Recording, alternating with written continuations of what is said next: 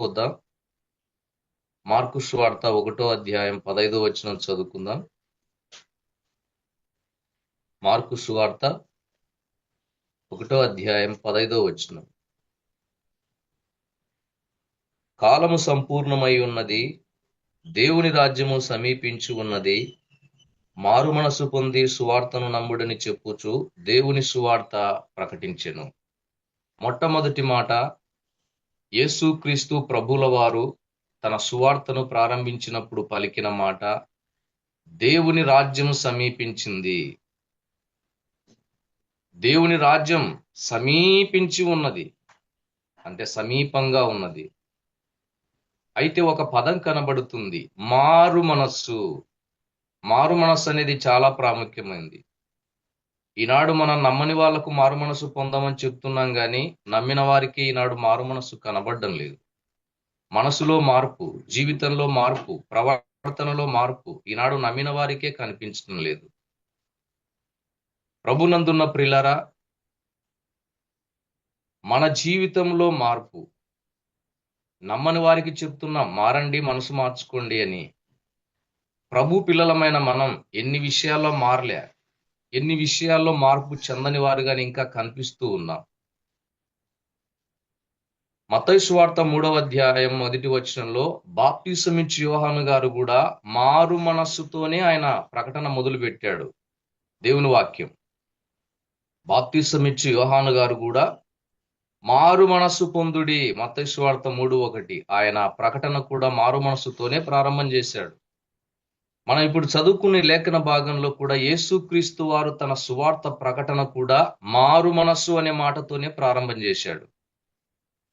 మనం అపోస్తుల కార్యములు 2:37-38 చదివితే పేతురు కూడా మారు మనస్సు అని చెప్తా ఉన్నాడు. అంటే సువార్త ప్రకటన ప్రారంభాలతోనే మారు మనస్సును ముఖ్యంగా వీరు చెప్పినట్లుగా చూస్తాం. కాబట్టి మనసు మార్పిడి, మారు మనస్సు అనేది చాలా ప్రాముఖ్యమైనది. దీనికి సంబంధించి క్లుప్తంగా 3 మాటలు చెప్పి నేను దాటి వెళ్తాను. చూడండి, లూకాసు వార్తకు రండి ఒకసారి. లూకాసు వార్త 15వ అధ్యాయం 7వ వచనాన్ని 10వ వచనాన్ని మనం ఒకసారి చదువుకుందాం. లూకాసు వార్త 15వ అధ్యాయం 7వ వచనం. అటువలే మారు మనస్సు అక్కర్లేని 99 మంది నీతిమంతుల విషయమై కలుగు సంతోషము కంటే మారు మనస్సు పొందు ఒక్క పాపి విషయమై పరలోకమందు ఎక్కువ సంతోషం కలుగును. 10వ వచనం. అటువలే మారు మనస్సు పొందు ఒక్క పాపి విషయమై దేవుని దూతల ఎదుట సంతోషం కలుగునని మీతో చెప్పుచున్నాను. మారు మనస్సు ఒక పాపి పొందితే దేవునికి ఆనందం, పరలోకమందున్న దూతలతో ఆనందం. ఒకనాడు మనం కూడా దేవుని వాక్యాన్ని విన్నప్పుడు ఆయన నిజదేవుడని, ఆయన సృష్టికర్తని, ఆయన పాపుల కోసం ప్రాణం పెట్టిన రక్షకుడని, ఆయన ద్వారానే పాపక్షమాపణని, ఆయన ద్వారానే మోక్షం ఉందని, ఆయన ద్వారానే మనం పరలోకం వెళ్ళాలని నమ్మి పాపులమైన మనం ఈనాడు రక్షించబడ్డాం మారు మనస్సు పొంది. కనుక మారు మనస్సు పొందాలి ఒక పాపి పరలోకం వెళ్ళాలంటే. మనం పొందుకున్నాం ఈనాడు మారు మనస్సు. మరొక మాట చూడండి, 1 సమూయేలు గ్రంథానికి రండి. 10వ అధ్యాయం 6వ వచనం చదువుకుందాం. 1 సమూయేలు గ్రంథం 10వ అధ్యాయం 6వ వచనం. 10:6. యెహోవా ఆత్మ నీ మీదికి బలముగా దిగివచ్చును, నీవు వారితో కలిసి ప్రకటన చేయుచుండగా నీకు కొత్త మనస్సు వచ్చును. క్రొత్త మనస్సు, నూతనమైన మనస్సు. దేవుని నమ్మిన వారిలో క్రొత్త మనస్సు ఉండాలి. ఎవడైనా క్రీస్తునందుంటే వాడు నూతన సృష్టి అని రాయబడింది. క్రొత్తగా జన్మించిన వాడని రాయబడింది. క్రొత్తగా జన్మించిన శిశువులను పోలిన వారై అని రాయబడింది. క్రొత్త మనస్సు మనది. యేసు ప్రభువును నమ్మిన మనకు క్రొత్త మనసు ఉండాలి. దేవుని ఆత్మ మన మీదికి దిగి వస్తాడు. అపోస్తుల కార్యాలు 2:38 ప్రకారం మీరు మారు మనస్సు పొంది పాపక్షమాపణ నిమిత్తం యేసుక్రీస్తు నామమున బాప్తిస్మం పొందుడి, అప్పుడు మీరు పరిశుద్ధాత్మను వరం పొందుదురు అని రాయబడింది. అపోస్తలుల కార్యములు 1:8. పరిశుద్ధాత్మ మీ మీదికి వస్తున్నప్పుడు మీరు బలం పొందుతారు, శక్తి పొందుతారని దేవుని లేఖనాలు చెప్తున్నాయి. కనుక ప్రభునందున్న ప్రిలారా, యేసుక్రీస్తు ప్రభువుల వారిని మనం నమ్ముకున్నప్పుడు పరిశుద్ధాత్మ దేవుడు మనలోనికి వచ్చాడు. వచ్చినప్పుడు మనకు క్రొత్త మనసు ఉండాలి.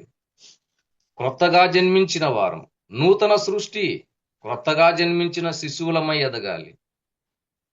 కాబట్టి మారు మనస్సు పొందు పాపి క్రొత్త మనసు కలిగి ఉండాలి. కొలసి పత్రిక చూడండి. ఈ మాట చదివి మనం రెండో మాటకు దాటి వెళ్దాం.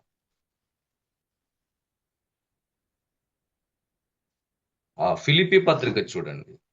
ఫిలిప్పీ పత్రిక 2వ అధ్యాయం 5వ వచనం చదువుదాం చూడండి ఒకసారి. ఇక్కడ దేవుడు మన కోసం ఏమని వ్రాయిస్తూ ఉన్నాడో. ఫిలిప్పీ పత్రిక 2వ అధ్యాయం 5వ వచనం. క్రీస్తు యేసునకు కలిగిన ఈ మనస్సు మీరు కలిగి ఉండండి. యేసు క్రీస్తు వారి మనస్సు, దేవుని మనస్సు మనం కలిగి ఉండాలి. ప్రభునందున్న ప్రియులారా, దేవుని మనస్సు కలిగి ఉన్నామా? నిజంగా మనం సాటి సహోదరుని ప్రేమిస్తున్నామా? తోటి సోదరుని ప్రేమిస్తున్నామా? దేవుని మనస్సేనా ఇంతకు మనకున్నది? ఒకసారి ఆలోచన చేసుకుందామా? క్రీస్తు యేసునకు కలిగిన ఈ మనస్సు మీరు కలిగి ఉండండి. దేవుని మనస్సు, ప్రేమ, క్షమాపణ గుణం, ఆ కనికరం, ఆ జాలి, ఆ దయ, ఎంత ప్రేమ గలవాడు దేవుడు. ఈరోజు ఆ మనస్సు మనం కలిగి ఉండాలి.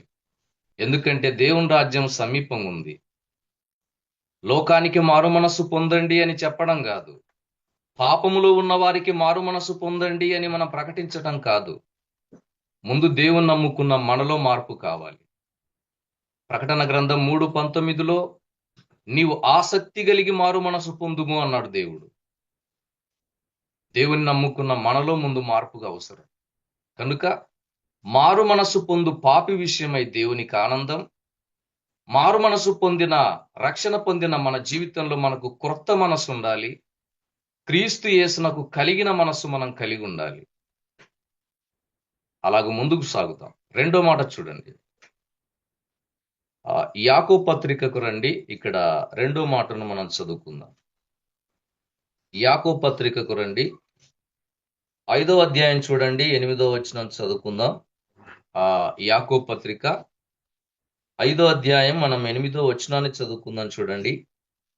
ప్రభు రాక సమీపించుచున్నది గనుక మీరును ఓపిక కలిగి ఉండి మీ హృదయములను స్థిరపరచుకొనుడి. ఓపిక కలిగి ఉండండి. ఎందుకంటే ప్రభు రాక సమీపంగా ఉంది. సమీపంగా ఉంది ప్రభు రాకడా. మీకు ఓర్పు కావాలి, మీకు ఓపిక కావాలి. ఈ ఓర్పు లేక ఈనాడు ఎంతమంది జీవితాలు పాడు చేసుకుంటా ఉన్నారు ప్రియులరా. ఎదుటి వారిని చూస్తే మనకు ఓర్పు లేదు ఈనాడు. ఒకరు ఆస్తి సంపాదించుకున్నా, ఒకరు మనకంటే అందంగా ఉన్నా, ఒకరు మనకంటే మంచిగా వాక్యం చెప్పిన, ఒకరు మనకంటే మంచిగా పాటలు పాడిన, ఒకరు మనకంటే మంచిగా ప్రార్థనలు చేసిన, ఒకరు మనకంటే మంచిగా పరిచర్య చేసిన, ఓర్చలేని వారం ఉన్నా. ఓర్పు లేని తన మనలో ఉంది నాడు. అయితే ఓపిక కలిగి ఉండండి, ప్రభు రాక సమీపించుచుంది. ఈ దినం మన అంశం ఏంటంటే ప్రియులారా, సమీపముగా ఉన్న దేవుని రాకడా. మనం ఎలా బ్రతికి సిద్ధపడాలి? ప్రభు రాక సమీపించుచున్నది. మీకు ఓపిక అవసరం. పాపం పండిపోతుంది లోకంలో. లోకంలోనే కాదులేండి ప్రియులారా, సంఘంలో కూడా పాపం ఎక్కువైంది నాడు. ఓపిక, ఓర్చుకోవటం, దీనికి సంబంధించి కూడా నేను ఒక 3 మాటలు క్లుప్తంగా చూపిస్తాను చూడండి. హెబ్రీ పత్రికకు రండి. మన ప్రియ ప్రభువుల వారిని జ్ఞాపకం చేసుకుందాం. అన్నిటికీ మనకు యేసుక్రీస్తు వారే ఆధారం. హెబ్రీ 12:3 చూడండి. మీరు అలసట పడకయు మీ ప్రాణములు విసుకకయు ఉండునట్లు పాపాత్ములు తనకు వ్యతిరేకంగా చేసిన తిరస్కారమంతయు ఓర్చుకునిన ఆయనను తలంచుకోండి. సిలువ వేయబడుతున్నప్పుడు పాపాత్ములు తనకు వ్యతిరేకంగా తిరస్కారంగా చేశారు చూడండి, అవన్నీ కూడా ఓర్చుకున్నాడు చూడండి. ఆయనను తలంచుకోండి. ఓర్చుకున్నాడు ఆయన. సిలువ వేసేటప్పుడు ఎంత బాధ పెట్టారు. ఈడవబడ్డాడు, ముఖాన ఉమ్మివేయబడ్డాడు, అవమానపరిచారు, నిందించారు, దూషించారు. నిన్ను కొట్టింది ఎవరో చెప్పుమని హేళన చేశారు. తల మీద ముళ్ళ కిరీటం కొట్టబడింది. కొరడా దెబ్బల చేత శరీరం చీల్చబడింది. సిలువ భారం మోపబడింది. 3 మేకుల మధ్య సిలువ కొట్టబడి చనిపోయి తిరిగి లేచాడు ఆయన. ఇన్ని చేస్తున్నా కూడా ఓర్చుకున్నాడు చూడండి. ఆయన్ను గుర్తు చేసుకోండి, ఆయన్ను జ్ఞాపకం చేసుకోండి, ఆయన్ను తలంచుకోండి. మీరు పాపాత్ములు తనకు వ్యతిరేకంగా చేసిన తిరస్కారమంతయు ఓర్చుకునిన ఆయనను తలంచుకోండి. ఓర్చుకున్న ప్రభు, ఓర్చుకున్న మన దేవుడు, ఆయన్ను తలంచుకోండి, ఆయన్ను గుర్తు చేసుకోండి. గుర్తు పెట్టుకుందాం. మరొక మాట చూడండి, ప్రసంగి గ్రంథానికి రండి. ప్రసంగి గ్రంథానికి రండి. అక్కడ ఒక మాట చదువుకుందాం. 10వ అధ్యాయానికి రండి. ప్రసంగి గ్రంథం 10వ అధ్యాయము వచనం 4వ వచనాన్ని చదువుకుందాం చూడండి. 10వ అధ్యాయము 4వ వచనాన్ని చదువుతూ ఉన్నాను. 4వ వచనం చదువుకుందాం. ఏలువాడు నీ మీద కోపపడిన వల్ల నీ ఉద్యోగం నుండి నీవు తొలగిపోకుము. ఓర్పు గొప్ప ద్రోహ కార్యములు జరగకుండా చేస్తుంది. ఓర్పు అంట ప్రిలారా, గొప్ప ద్రోహ కార్యాలు జరగకుండా చేయునంట. ఓర్పు అనేది మనం పాపంలో పడకుండా కాపాడుతుంది. ఓర్పు అనేది ఆవేశాల నుండి, పగల నుండి, కక్షల నుండి, శత్రుత్వాల నుండి, నరహత్యల నుండి మనల్ని కాపాడుతుంది. ఓర్చుకుంటే ఎంతో మేలుంది. ఓర్చుకుంటే ఎంతో లాభం ఉంది. అందుకే దేవుడు అంటున్నాడు, ఓర్పు గొప్ప ద్రోహ కార్యములు జరగకుండా చేయును. మనలో పగలు, కక్షలు, ద్వేషాలు, క్రోధాలు ఇవన్నీ లేకుండా పోవాలంటే ఓర్పు గొప్ప ద్రోహ కార్యాలు జరగకుండా చేయును. లూకాసు వార్త కూడా ఒక మాట చూడండి. లూకాసు వార్త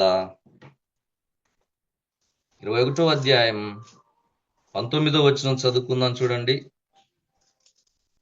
లూకాసు వార్త 21వ అధ్యాయము 19వ వచనం. మీరు మీ ఓర్పు చేత మీ ప్రాణములను దక్కించుకొందురు. చూడండి ప్రభునందున్న ప్రియులారా, మీరు మీ ఓర్పు చేత మీ ప్రాణములను దక్కించుకొందురు. మన ప్రాణం దక్కించుకోవాలంటే మనకు ఓర్పు అవసరం అని దేవుని వాక్యం మనల్ని హెచ్చరిక చేస్తుంది. ఈనాడు ఈ ఓర్పు లేక సంఘాల్లో చూడండి కొట్టుకుంటున్నారు. ఈ ఓర్పు లేక సహోదరుల మీద సనుక్కుంటున్నారు. ఈ ఓర్పు లేక సహోదరుల మీద నిందలేస్తున్నారు. ఈ ఓర్పు లేక సహోదరుని 10 మందిలో అవమానకరంగా మాట్లాడుతూ ఉన్నారు. దేవుడు అన్నీ చూస్తా ఉన్నాడు. దేవుడు అన్నీ వింటున్నాడు. ఒకనాడు తీర్పు ఉంది మనకు. ప్రతి మాటకు లెక్క చెప్పాలి చూడండి. మనమందరం దేవుని న్యాయపీఠం ఎదుట నిలబడాలి. ఈనాడు ఓర్పు లేకనే సంఘాల్లో కూడా చాలా సమస్యలు వస్తూ ఉన్నాయి. మీ ఓర్పు చేతనే మీ ప్రాణాలు దక్కించుకుందురు. కనుక రెండోది నేనేమని గుర్తు చేయాలనుకుంటున్నానంటే ప్రియులారా, ప్రభు రాక సమీపించింది. మనకు ఓర్పు అవసరం. 3వ మాటకు దాటి వెళ్తాను. ప్రకటన గ్రంథానికి రండి. 1వ అధ్యాయం 3వ వచనం. ప్రకటన గ్రంథం 1వ అధ్యాయం 3వ వచనం చదువుకుందాం.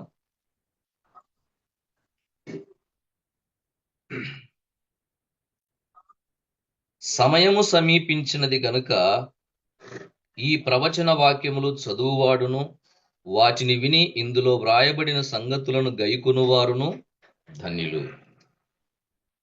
దేవుని వాక్యం చెప్తుంది ప్రియులారా, సమయము సమీపించింది. ఏం సమీపించింది ప్రియులారా? సమయము సమీపించినది అని దేవుని వాక్యం చెప్తుంది. కనుక దేవుని వాక్యాన్ని మనం ఆలోచన చేద్దాం. ఇక సమయం లేదు అంటారు చూడండి. ఏదన్నా మనం ఒక్కోసారి ఎలా అంటామంటే, ఇక సమయం లేదు, త్వరపడండి, సిద్ధపడండి అని కొన్ని సందర్భాల్లో మనం చెప్తూ ఉంటాం. ఇప్పుడు సమయము సమీపించింది కాబట్టి మనం ఏం చేయాలి? ఇక్కడ రాయబడింది చూడండి, ఈ గ్రంథమందున్న ప్రవచన వాక్యములు చదవాలి. బైబిల్ చదివే అలవాటు ఉండాలి. ఏమన్నాడు చూడండి, వాటిని విని, అంటే కొందరు చదువురానులు ఉన్నారు. చదువురానులు ఏం చేయాలంటే వారు వినాలి. మూడోది, వ్రాయబడిన సంగతులు గైకొనేవారు. 3 మాటలు చెప్తున్నాడు. సమయం సమీపించింది, సమయం సమీపానికి వచ్చింది, సమయం లేదుగా. బైబిల్ చదవండి, వినండి, పాటించండి. చదవండి, వినండి, పాటించండి. 3 మాటలు క్లుప్తంగా ఈ విషయం కూడా చూద్దాం చూడండి. ఒకసారి మనం యెషయా గ్రంథం దగ్గరికి వెళ్దాం. అక్కడ ఒక మాట చదువుకుందాం. యెషయా గ్రంథానికి రండి. 34వ అధ్యాయం 16వ వచనాన్ని మనం అక్కడ సహాయకరంగా చదువుకుందాం. యెషయా గ్రంథం 34వ అధ్యాయం 16వ వచనాన్ని చదువుకుందాం చూడండి. యెహోవా గ్రంథమును పరిశీలించి చదువుకొనుడి. ఎంత శ్రేష్టమైన మాట ప్రియులారా! దేవుని గ్రంథాన్ని, దేవుని వాక్యాన్ని పరిశీలించి చదువుకోండి. బైబిల్ చదువుతున్నామంటే చదువుతున్నామని కాదు గాని, చదువుతున్నది గ్రహించేటట్లుగా మనం చదవాలి. అపోస్తలుల కార్యముల గ్రంథం 8వ అధ్యాయంలో నపుంసకుడు చదువుతున్నాడు. ఫిలిప్పు పరిగెత్తుకొని వెళ్ళాడు. నీవు చదువుతున్నది గ్రహించుచున్నావా అంటే, ఎవడైనా నాకు త్రోవ చూపాలన్నాడు అక్కడ. కాబట్టి బైబిల్ మనం ఎలా చదవాలంటే, చదువుతున్నాము అంటే చదువుతున్నామనేది కాకుండా పరిశీలనగా చదువుకోవాలి. బెరయలో విశ్వాసులు దేవుని సేవకులు వాక్యం ప్రకటించినప్పుడు ఆ సంగతులు, ఆ లేఖనాలు అలాగున్నవా లేదా అని వాళ్ళు పరిశీలించారు. దేవుని గ్రంథాన్ని మనం ఎలా చదువుకోవాలంటే ప్రియులారా, పరిశీలించి చదువుకోవాలి. దేవుని యెహోవా గ్రంథమును పరిశీలించి చదువుకోండి. ఇక్కడ ఈ సందర్భం దేనికి రాయబడింది? నా జీవితానికి ఇది ఎందుకు దేవుడు రాయించాడు? పరిశీలనగా చదువుకోవాలి. అంటే నేను ఈరోజు గ్రంథాన్ని చదివాను, ఇది నాకెంత మట్టుకు ఈరోజు ప్రయోజనం, నా జీవితంలో నా తప్పులు ఏమన్నా బయట పెట్టిందా, నన్ను ఇంకా బలపడడానికి వాక్యం మాట్లాడుతుందా? పరిశీలనగా చదవాలి బైబిల్. అదేనమాట చదువువాడును. రెండోది విని అన్నాడు చూడండి. ఈ మాట కూడా చూద్దాం. ఒకసారి అపోస్తుల కార్యానికి రండి. ఇక్కడ ఒక ఆమె దేవుని వాక్యాన్ని వినింది. అపోస్తుల కార్యముల గ్రంథం 16వ అధ్యాయం చూడండి. 16వ అధ్యాయం వచనం 13 చదువుకుందాం చూడండి. 13. అప్పుడు లూదియా అను దైవభక్తి గల ఒక స్త్రీ వినుచుండెను. ఈమె పేరు లూదియా. దేవుని వాక్యం ప్రకటించబడుతుంటే ఈమె వినుచున్నది అని రాయబడింది. కాబట్టి రెండో మాట వినాలి. చదువువాడును, వినువాడును. మూడోది గైకొనువాడు. లూకాసు వార్త 8:21లో మన ప్రభు అయిన యేసుక్రీస్తు వారు ఇలా చెప్తున్నారు చూడండి. లూకాసు వార్త 8:21. అందుకాయన దేవుని వాక్యం విని దాని ప్రకారం జరిగించు వీరే నా తల్లియు నా సహోదరులు అని వారితో చెప్పెను. దేవుని వాక్యం వినాలి, ఆ వాక్య ప్రకారం జరిగించమంటే బ్రతకాలన్నమాట, పాటించాలన్నమాట, గైకొనాలన్నమాట. కనుక ప్రభునందున్న ప్రియులారా, ఒకటి బైబిల్ చదవాలి, చదువు రాదా వినాలి, చదవాలి, వినాలి. 3 గైకొనాలి. ఎందుకంటే సమయం లేదు. మన మరణమైనా జరగవచ్చు, లేదా దేవుని రాకడైనా రావచ్చు. కాబట్టి బైబిల్ చదవాలి, వినాలి. చదివిన వారైనా, చదువు రాకుండా దేవుని వాక్యాన్ని విన్నవారైనా పాటించాలి, అంటే ఆచరించాలి, గైకొనాలి, ఆ ప్రకారం బ్రతకాలి అని మూడో మాటగా చూస్తా ఉన్నాం. సమయము సమీపించినది గనుక ఈ గ్రంథమందున్న వాక్యములు చదువువాడును, వినివాడును, వ్రాయబడిన సంగతులను గైకొను వారును ధన్యులు. కాబట్టి ప్రియులారా, సమయము సమీపించింది కాబట్టి బైబిల్ చదువుదాం, విందాం, పాటిద్దాం. ఇది మూడో మాట. నాలుగో మాటకు రండి. ప్రకటన గ్రంథం 22:11. నాలుగో మాటకు రండి. ప్రకటన గ్రంథం 22:11 చదువుదాం. చూడండి. కాలము సమీపమై ఉన్నది అన్నాడు. చూడండి, ఇక్కడేమన్నాడు ప్రియులారా? కాలముంగ లేదు, కాలం కూడా సమీపమైంది. దేవుడిచ్చిన కాలం అయిపోతుంది. దేవుడిచ్చిన కాలం సమీపానికి వచ్చింది. నీ ప్రాణమైనా పోవచ్చు, లేకుంటే దేవుని రాకడైనా రావచ్చు అని ఏమంటున్నాడో చూడండి. కాలము సమీపమై ఉన్నది, అన్యాయం చేయవాడు ఇంకనూ అన్యాయమే చేయనిమ్ము, అపవిత్రుడైన వాడు ఇంకనూ అపవిత్రుడిగానే ఉండనిమ్ము, నీతిమంతుడు ఇంకనూ నీతిమంతుడుగానే ఉండనిమ్ము, పరిశుద్ధుడు ఇంకనూ పరిశుద్ధుడుగానే ఉండనిమ్ము. ఇదిగో త్వరగా వచ్చుచున్నాను, వాని వాని క్రియల చొప్పున ప్రతివానికిచ్చుటకు నేను సిద్ధపరచిన జీతం నా యొద్ద ఉన్నది. కాలము సమీపానికి వచ్చింది, కాలము సమీపమై ఉన్నది. దేవుడిచ్చిన కాలం పూర్తి కాబోతున్నది. కాబట్టి కాలము సమీపమై ఉన్నది కాబట్టి ఎట్ట బతికెటోన్న అట్ట బతకనియండి అన్నాడు. చూడండి, ఇక్కడ మనం ఏం గమనిస్తున్నాం? అన్యాయం చేసేవాడు ఎవడైనా ఉన్నాడా? చేయనియండి. ఎందుకంటే ఇంకా చెప్తే వినడం లేదు. ఈనాడు సంఘాల్లో వాక్యం చెప్తే లోబడేవారు తక్కువైపోతున్నారు, వాక్యం పాటించేవారు తక్కువైపోతున్నారు, వ్యతిరేకించువారు, తిరస్కరించువారు, వాదాలు పెట్టుకునేవారు ఎక్కువ అవుతున్నారు. సంఘాల్లో కూడా లోబడేవారు తక్కువైపోతున్నారు. అటువంటప్పుడు ఎలా? అన్యాయం చేస్తున్నాడు, చేయనియండి, చెప్తే వినడం లేదు కదా. మరొక మాట చూడండి, అపవిత్రుడైన వాడు ఇంకనూ అపవిత్రంగానే ఉండనివ్వండి. పవిత్రంగా బతకమని వాక్యం హెచ్చరిక చేస్తుంటే వినకుండా ఉన్నారు. సరే, మీరేం చేయలేరు కదా, వదిలిపెట్టండి, నేను రాబోతున్నా.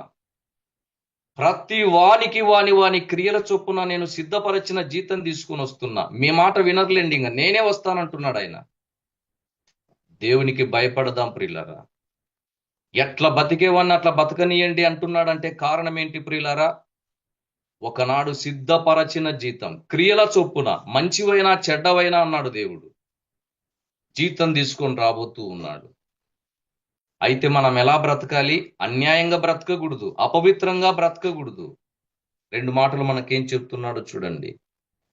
నీతిమంతుడు ఇంకను నీతిమంతుడుగానే ఉండనిమ్ము, పరిశుద్ధుడు ఇంకను పరిశుద్ధుడుగానే ఉండనిమ్ము. అయితే ఈ నీతిమంతుల మధ్య, ఈ పరిశుద్ధుల మధ్య ఈ అన్యాయస్తులు ఎలా వచ్చారు? ఈ అపవిత్రులు ఎలా వచ్చారు? మత్తయి సువార్తకు రండి ఒకసారి, 13వ అధ్యాయం చూద్దాం. నీతిమంతుల మధ్య, పరిశుద్ధుల మధ్య ఈ అన్యాయస్తులు, ఈ అపవిత్రులు సంఘాల్లోకి ఎలా వస్తున్నారు? మత్తయి సువార్త చూద్దాం. చూడండి ఒక మాట. ఈనాడు లోకస్తులు, శరీర సంబంధులు సంఘాల్లోకి ప్రవేశిస్తూ ఉన్నారు. వారిని పెట్టిన వాడు అపవాదని దేవుని వాక్యం చెప్తుంది. 13:27 చదువుకుందాం. చూడండి, మత్తయి సువార్త 13వ అధ్యాయం 27వ వచనాన్ని నేను చదువుతున్నాను. అప్పుడు ఇంటి యజమానుని దాసుడు అతని యొద్దకు వచ్చి, అయ్యా, నీవు నీ పొలములో మంచి విత్తనం విత్తితివి గదా, అందులో గురుగులు ఎక్కడి నుండి వచ్చినవని అడిగెను. ఇది శత్రువు చేసిన పని అని అతడు వారితో చెప్పెను. గురుగులంటే ఎవరో కింద చెప్తాడు చూడండి. 39వ వచనం, 39వ వచనం, 38వ వచనం. పొలము లోకం, మంచి విత్తనములు రాజ్య సంబంధులు, గురుగులు దుష్టుని సంబంధులు. గురుగులు ఎవరంట ప్రియులారా? దుష్టుని సంబంధులు. గోధుమల మధ్య అంటే దేవుని పిల్లల మధ్య గురుగులు అంటే దుష్టుని సంబంధులు ఉన్నారు ఈనాడు. వీరి వల్లే సంఘాలకు నష్టం, వీరి వల్లే సంఘాలకు అవమానం కూడా వస్తూ ఉంది. వీరిని ఏం చేయాలంటే దేవుడే చూసుకోవాలనుకున్నాడు. గురుగులను పీకొద్దు, గోధుమలకు నష్టం కలుగుతుందన్నాడు. రెండింటినీ ఎదగనియండి. పంట వచ్చినప్పుడు యాదానికి అది సపరేట్ అంటే ప్రత్యేకం చేద్దాం, గురుగులను కాల్చివేద్దాం అగ్నిలో అన్నాడు ఆయన. కనుక ప్రభునందున్న ప్రిలారా, నీతిమంతుల మధ్య, పరిశుద్ధుల మధ్య ఈ అన్యాయస్తులు, ఈ అపవిత్రులు ఎట్లొచ్చినారంటే ఇది సైతాను పని, ఇది శత్రువు పని. దేవుడు వచ్చినప్పుడు చూసుకుంటాడు, వారి జీతం తీసుకొస్తాడు. కనుక అయితే మన నీతిమంతులంగా పరిశుద్ధులంగా బ్రతకాలి. ఒక మాట చూడండి, మత్తయి సువార్త 13:43 చదువుదాం. మనం ఎలా బ్రతకమన్నాడు? నీతిమంతుడు కూడా నీతిమంతుడుగానే ఉండని అన్నాడు కదా. చూడండి నీతిమంతుడు అతని భాగ్యం ఎట్టుంటుందో. మత్తయి సువార్త 13:43 చదువుదాం చూడండి. అప్పుడు నీతిమంతులు తమ తండ్రి రాజ్యములో సూర్యుని వలె తేజరిల్లుదురు, చెవి గలవాడు వినుగాక. ఈనాడు మనం నీతిమంతులముగా బ్రతికామంటే దేవుని రాజ్యములో సూర్యుని వలె తేజరిల్లుతామంట. ఒక సూర్యుడు ఎట్లయితే తేజరిల్లి వెలిగిస్తున్నాడో భూమి మీద, ఒక నీతిమంతుడు ప్రభు వచ్చేంత వరకు లేదా ప్రాణం పోయేంత వరకు నీతిమంతునిగా బతికాడంటే సూర్యుని వలె తేజరిల్లుతాం అక్కడ. రెండో మాట ఏమన్నాడు ప్రియులారు ఇక్కడ? పరిశుద్ధుడు కూడా పరిశుద్ధునిగా ఉండనిమ్ము అన్నాడు కదా. హెబ్రీ పత్రికకు రండి, 12వ అధ్యాయం వచనం 14 చదువుదాం చూడండి. హెబ్రీ పత్రిక 12:14 చూడండి. ఇక రాయబడిన మాటను మనం చదువుకుందాం. 12:14 అందరితో సమాధానమును పరిశుద్ధతయు కలిగి ఉండుటకు ప్రయత్నించుడి, పరిశుద్ధత లేకుండా ఎవడు ప్రభువును చూడడు. నీతిమంతుడు నీతిమంతుడుగానే ఉండనిమన్నాడు. మనం నీతిమంతులముగా బ్రతికితే సూర్యుని వలె తేజరిల్లుతాం. ఇంకోటి, పరిశుద్ధుడు పరిశుద్ధుడుగానే ఉండనిమన్నాడు. పరిశుద్ధత ఉంటేనే మనం ప్రభువును చూస్తాం పరలోకం వెళ్ళి. అయితే అన్యాయస్తులు అపవిత్రులు అంటారా? దేవుడు వారి క్రియల చొప్పున జీతం ఇస్తాడు. కనుక ప్రియులారా, కాలము సమీపమైంది, ఇక కాలము లేదు. ఒకవేళ దేవుని రాక ఆలస్యమైన మన ప్రాణం ఎప్పుడు పోతుందో కూడా తెలియదన్నమాట. అందుకు కాలం సమీపమైందని మనం అనుకోవాలి. కాబట్టి మనం అన్యాయంగా బ్రతకకూడదు, మనం అపవిత్రంగా బతకకూడదు. 1 కొరింథీ పత్రిక 6వ అధ్యాయం చదవండి. సహోదరుడు సహోదరునికి అన్యాయం చేస్తున్నాడని రాయబడింది. అన్యాయస్తులు దేవుని రాజ్యానికి వారసులు కాదు అని రాయబడింది. అపవిత్రులు ప్రవేశించలేరు పరలోకానికి అని రాయబడింది. అది అపవిత్రులు పోకూడని మార్గం అని బైబిల్లో ఎన్నో మాటలు ఉన్నాయి. అన్యాయస్తుడు దేవుని రాజ్యానికి వారసుడు కాడు, అపవిత్రుడు లోపలికి ప్రవేశింపడని దేవుడే అన్నాడు. అయితే నీతిమంతులంగా పరిశుద్ధులంగా బ్రతుకుతాం. నీతిమంతుడు సూర్యుని వలె తేజరిల్లుతాడు, పరిశుద్ధుడు పరలోకం వెళ్ళి ప్రభువును చూస్తాడు. కాలం సమీపానికి వచ్చింది కాబట్టి నీతిమంతులంగా పరిశుద్ధులంగా బ్రతుకుతాం. చివరి మాట చెప్పి నేను ముగింపులోకి వస్తాను. 5వ మాట చూడండి. 1 పేతురు పత్రికకు రండి ప్రియులారా. 1 పేతురు పత్రికకు రండి. ఇక్కడ మనం 5వ మాట చదువుకొని దీనికి సంబంధించి 3 మాటలు క్లుప్తంగా చెప్పుకొని ముగింపు చేద్దాం. 1 పేతురు పత్రిక 4వ అధ్యాయం 7వ వచనం చూడండి. 4వ అధ్యాయం వచనం 7. అయితే అన్నిటి అంతం సమీపమై ఉన్నది. చూడండి, అన్నింటి అంతం సమీపానికి వచ్చింది. కాగా మీరు స్వస్థ బుద్ధి గలవారై ప్రార్థనలు చేయుటకు మెలకువగా ఉండండి. 3 మాటలు చెప్పాడు. 1, మీ బుద్ధి బాగుండాలి. 2, ప్రార్థన చేయాలి. 3, నిద్రపోకుండా మెలకువగా ఉండండి. అన్నింటి అంతం, భూమియు దాని మీదనున్న కృత్యములన్నీ కాలిపోతాయని ఈ పేతురు భక్తుడే 2వ పత్రికలో రాశాడు. భూమియు దాని మీదనున్న కృత్యములన్నీ కూడా కాలిపోతాయని ఈ భక్తుడే రాశాడు. అన్నింటికి అంతం సమీపమైంది. ఎన్నింటి అంతం? అన్నింటి అంతం. అంతం అంటే ముగింపు.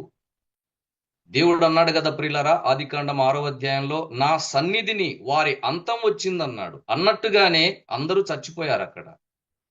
అంతం అంటే ముగింపు. చచ్చిపోయారు ప్రజలందరూ అక్కడ. అన్నింటి అంతం సమీపమైంది. అయితే మీరు ఎలా బ్రతకాలని కోరుకుంటున్నారని దేవుడు అన్నాడంటే, 1, స్వస్థ బుద్ధి ఉండాలి. 2, ప్రార్థనలు చేయండి. 3, నిద్రపోక మెలకువగా ఉండండి. క్లుప్తంగా 3 మాటలు చూద్దాం చూడండి. బుద్ధిని గురించి కలిగి ఉండాలి.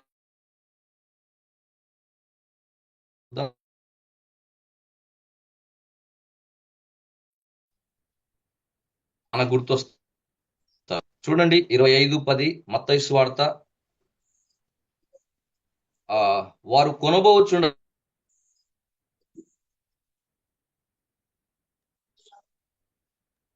మాట కట్ అయిపోతుందండి.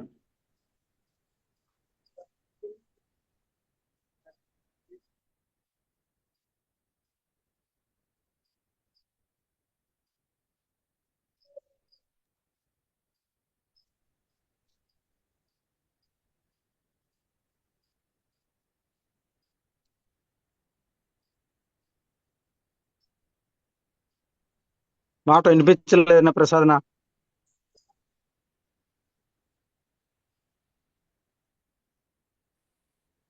సిగ్నల్ కట్ అయింది.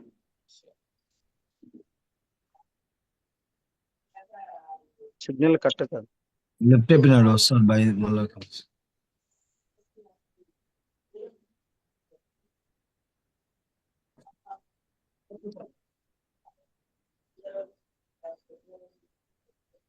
వచ్చినాడు.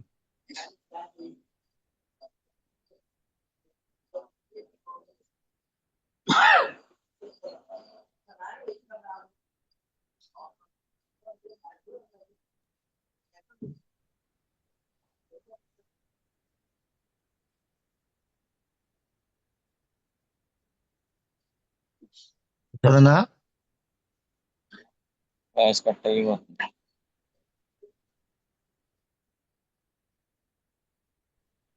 ప్రసాదనా? లెఫ్ట్ అయిపోయినాడు, మళ్ళీ వస్తాను.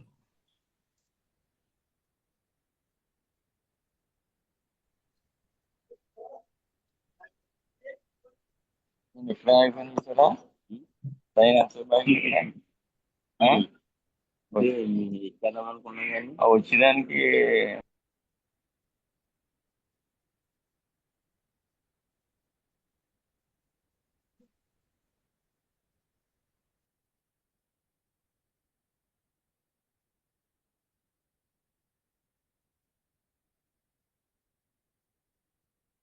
సిగ్నల్ ప్రాబ్లం ఉన్నట్టుంది, కొంచెం వెయిట్ చేద్దాం మనం. దయచేసి ఓపిక ఉండండి.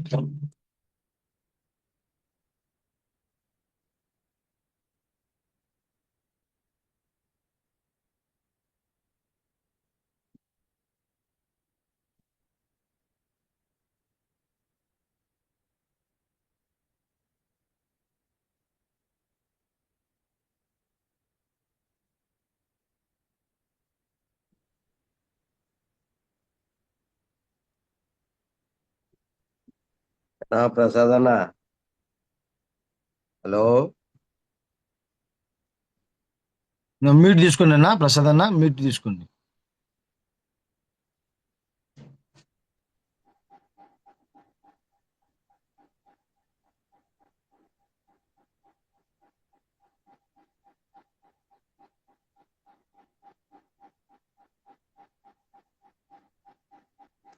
ప్రసాద్ అన్న, మీరు మీట్లో ఉన్నారు, అన్మీట్ అవ్వండి.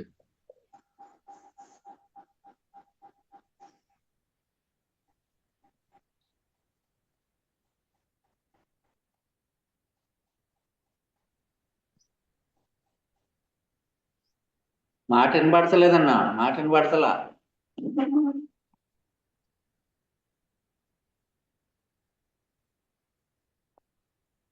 మనసేన అన్న వందనాలా. అన్న అన్న వందనాలు. వినబడుతున్నా. ఆ, ఇప్పుడు వినపడుతుంది, అప్పుడు వినపడుతుంది. అన్న చెప్పండి అన్న. అన్న మాటలు బాగానే వస్తున్నాయి కదన్నా. ఇప్పుడు ఓకేనా?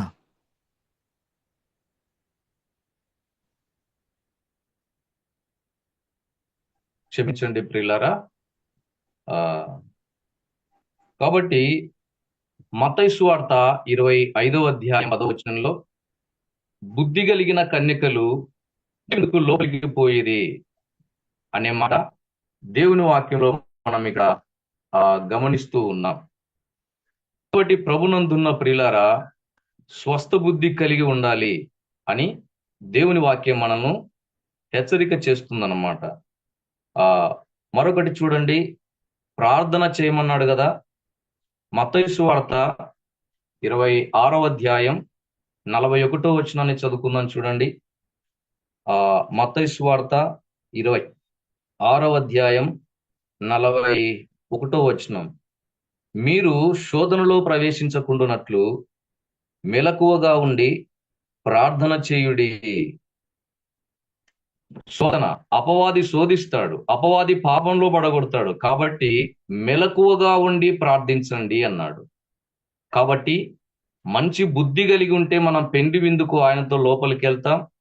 శోధనలో పాపంలో పడకుండా ఉండాలి అంటే మనం ప్రార్థన చేసే వారంగా ఉండాలి. మూడో మాట ఏమన్నాడు? స్వస్థ బుద్ధి కలిగి ప్రార్థనలు చేయించు మెలకువగా ఉండమన్నాడు. మెలకువ గురించి కూడా ఒక మాట చూడండి. లూకాసు వార్త 21వ అధ్యాయం 36వ వచనాన్ని చదువుకుందాం చూడండి. స్వస్థ బుద్ధి గలవారై ప్రార్థనలు చేయుటకు మెలకువగా ఉండండి అన్నాడు. మెలకువ గురించి ఒక మాట లూకాసు వార్త 21వ అధ్యాయం 36వ వచనం. కాబట్టి మీరు జరగబోవు వీటి నెలను తప్పించుకొని మనుష్య కుమారుని ఎదుట నిలువబడుటకు శక్తి గలవారగునట్లు ఎల్లప్పుడూ ప్రార్థన చేయించు మెలకువగా ఉండండి. ఎంత శ్రేష్టమైన మాట ప్రియులారా! ఇది ఎంత శ్రేష్టమైన మాట. ఇక్కడ దేవుడు చెప్తున్నాడు, మనుష్య కుమారుని ఎదుట నిలబడాలంటే, దేవుని ముందు నిలబడాలంటే ఈ లోకములో మనం శక్తి కలిగి ఉండాలి, ప్రార్థన చేస్తూ మెలకువగా ఉండాలి. ప్రార్థన చేయటానికి మెలకువగా ఉండాలి. కనుక ప్రభునందున్న ప్రియులారా, అన్నింటి అంతం సమీపమైంది. 5వ మాట. ఈ 5వ మాట గమనిస్తూ ఉంటూ ఉన్నాం. అన్నింటి అంతం సమీపానికి వచ్చింది. స్వస్థ బుద్ధి కలిగి, ఈ బుద్ధి ఉంటేనే మనం పెళ్లి విందుకు ఆయనతో లోపలికి వెళ్తాం.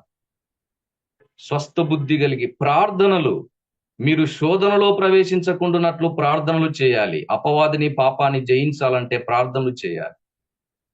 మెలకువగా ఉండండి. ఒకనాడు ప్రభు ముందు నిలబడాలంటే, ఆ మనుష్య కుమారుడు, ఆ ప్రభు అయిన యేసు క్రీస్తు ముందర ఒకనాడు నిలువబడేంత శక్తి మనకు ఉండాలంటే ప్రార్థన చేస్తూ మెలకువగా ఉండండి. కనుక స్వస్థ బుద్ధి ఉండాలి, ప్రార్థనలు ఉండాలి, ఆయన ముందు నిలబడేంత మెలకువగలిగిన ప్రార్థన అనుభవం ఉండాలి. అన్నింటి అంత సమీపమైంది కాబట్టి మనం ఇలా సిద్ధపడాలి. నేను ముగించాను ప్రియులారా. చెప్పి ఇక నేను ముగింపు చేస్తాను. మత్తయి సువార్త 24:33. మీరీ సంగతులన్నీ జరుగుట చూచినప్పుడు ఆయన సమీపముననే, ద్వారం దగ్గరనే ఉన్నాడని తెలుసుకోండి. ఏ సంగతులంటే దేవుని రాకడకు, యుగ సమాప్తికి 24వ అధ్యాయంలో కొన్ని సూచనలు ప్రభు చెప్పాడు. ఇవన్నీ జరిగేటప్పుడు ఆయన సమీపంగా ద్వారం దగ్గర ఉన్నాడని మీరు తెలుసుకోండి అన్నాడు. అయితే ఏం సమీపమైంది అని చూస్తే 5 మాటలు గుర్తు చేసుకున్నాం ప్రియులారా. మొదటిది మార్కు సువార్త 1వ అధ్యాయం 15వ వచనం. దేవుని రాజ్యం సమీపించింది. అంటే మనం దేవుని రాజ్యానికి వెళ్ళాల్సిన సమయం సమీపమైంది. మారు మనసు కలిగి బ్రతకాలి. అది మొదటిది. 2, యాకోబు పత్రిక 5:8. ప్రభువు రాక సమీపించుచున్నది గనుక మీరును ఓపిక కలిగి ఉండండి. ప్రభు రాక సమీపించింది. ఆయన రాకడొస్తే మనం ఆయనతో ఉండడానికి వెళ్ళిపోబోతున్నాం. కాబట్టి మనలో ఓర్పు అవసరం. ఇది 2వ మాట. 3, ప్రకటన గ్రంథం 1:3. సమయము సమీపించింది. అంటే ఇంకా సమయం లేదన్నమాట. దేవుని రాకడ ఆలస్యమైనా మన ప్రాణం పోవచ్చు. కాబట్టి ఏదేమైనా సమయం సమీపించింది. మనం ఏం చేయాలి? బైబిల్ చదవాలి, వాక్యం వినాలి, చదివిన వారైనా విన్నవారైనా వాక్యాన్ని పాటించాలి. ఇది 3వ మాట. 4, ప్రకటన గ్రంథం 22:11. కాలము సమీపమైనది, అంటే కాలము లేదు, సమీపానికి వచ్చింది ఇచ్చిన కాలం. అయితే మనం నీతిమంతులంగా పరిశుద్ధులంగా బ్రతికి ప్రభువును చూడాలి. 5వ మాట, 1 పేతురు 4:7. అన్నింటి అంతం సమీపమైంది. అన్నిటి అంతం కూడా సమీపానికి వచ్చింది. అయితే మనం స్వస్థ బుద్ధి కలిగి ప్రార్థన చేస్తూ మెలకువగుండి ఆయన రాక కోసం కనిపెట్టి పరలోకం వెళ్ళాలి. ఈ 5 మాటలు మనసులో ఉంచుకొని ఎక్కడైనా లోపం కలిగి ఉంటే దిద్దుకుని బ్రతుకుదాం ప్రియులరా. ఇంకా ఎవరైనా యేసు ప్రభువును నమ్మనట్లయితే, ఇంకా ఎవరైనా యేసు ప్రభువును నమ్మని వాళ్ళే మరి దయచేసి అక్కడ సమీపానికి వచ్చింది కాబట్టి, దగ్గరికి వచ్చింది కాబట్టి, యేసుక్రీస్తు నిజమైన దేవుడు, పాపుల కోసం ప్రాణం పెట్టిన రక్షకుడు. ఆయన ద్వారానే పాపక్షమాపణ, ఆయన ద్వారానే రక్షించబడతాం, ఆయన ద్వారానే పరలోకం వెళ్ళాలి. ఈ ప్రపంచంలోనే వేరే మార్గమే లేదు యేసుక్రీస్తు తప్ప. నమ్మని వారు కూడా యేసుక్రీస్తును నమ్మండి. దేవుని అక్కడ సమీపానికి వచ్చింది. నమ్మని వారు కూడా రక్షించబడండి. ప్రార్థన చేసుకొని ముగింపు చేద్దాం. ప్రేమ కలిగిన తండ్రి, పరిశుద్ధుడైన దేవానికి స్తుతం. జీవము కలిగిన నీ మాటలు ప్రకటించబడ్డాయి. నువ్వు త్వరగా రాబోతున్నావు, సమీపానికి వస్తున్నావు. మేమందరం సిద్ధపడి ఉండి నిన్ను ఎదుర్కొని నీతో పాటు నీ రాజ్యంలో ఉండడానికి మా అందరికి సాయం చేయండి. ఈ జూమ్లో ఇంకా నమ్మని వారు ఉంటే వారిని కూడా రక్షించి పరలోకం చేర్చమని మా ప్రభువైన యేసుక్రీస్తు నామమున ప్రార్థించి వేడుకుంటున్నాను తండ్రి. ఆమేన్.